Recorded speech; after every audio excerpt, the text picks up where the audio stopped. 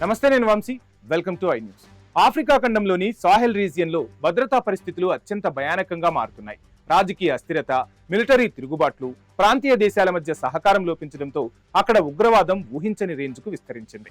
ఇప్పటి వరకు కేవలం గ్రామీణ ప్రాంతాలకే పరిమితమైన జిహాదీ గ్రూపులు ఇప్పుడు ఏకంగా ప్రధాన పట్టణాలను, దేశ రాజధానులను టార్గెట్ చేస్తూ ముట్టడికి దిగుతున్నాయి. అల్ ఖైదా, ఇస్లామిక్ స్టేట్ అనుబంధ సంస్థలు ఆఫ్రికా ఖండాన్ని తమ గ్లోబల్ టెర్రర్ హబ్ గా మార్చుకుంటున్న వైనం అంతర్జాతీయ సమాజాన్ని వణికిస్తుంది. సాహెల్ రీజియన్ లో రేగుతున్న ఈ ఉగ్ర అల్లకల్లోలం, అక్కడ నెలకొన్న తాజా పరిస్థితులపై ఏం జరుగుతుందో ఈ కథనంలో చూద్దాం. పశ్చిమ ఆఫ్రికాలోని సాహెల్ రీజియన్ ప్రస్తుతం తీవ్రమైన ఉగ్రవాద సంక్షోభంలో కొట్టుమిట్టాడుతుంది. గత 4 ఏళ్లతో పోలిస్తే ఈ ప్రాంతంలో ఉగ్రవాద ప్రభావిత ప్రాంతాల విస్తీర్ణం ఏకంగా రెట్టింపు కావడం అక్కడి పరిస్థితి తీవ్రతకు అద్దం పడుతుంది. అల్ ఖైదా, ఇస్లామిక్ స్టేట్లతో సంబంధాలు ఉన్న జేఎన్ఐఎం, బోకో హారం వంటి కరుడుకట్టిన ఉగ్రవాద సంస్థలు ఈ రీజియన్లో రోజురోజుకు బలపడుతున్నాయి.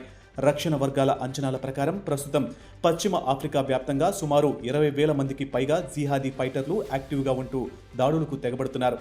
విస్మయకరమైన విషయం ఏమిటంటే, ప్రపంచవ్యాప్తంగా ఇస్లామిక్ స్టేట్ జరిపే మొత్తం ఆపరేషన్లలో ఏకంగా 86% కేవలం ఆఫ్రికా ఖండంలోనే కేంద్రీకృతమవడం గ్లోబల్ సెక్యూరిటీని ఆందోళనలోకి నెట్టేసింది.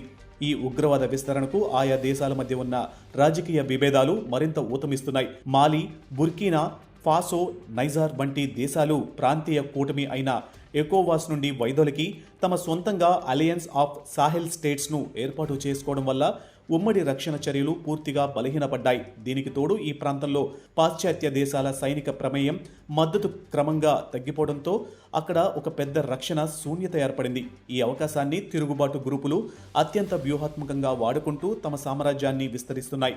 ప్రస్తుత పరిస్థితులను పరిశీలిస్తే సాహెల్ రీజియన్లో భద్రతా సంక్షోభం మరింత దిగజారింది.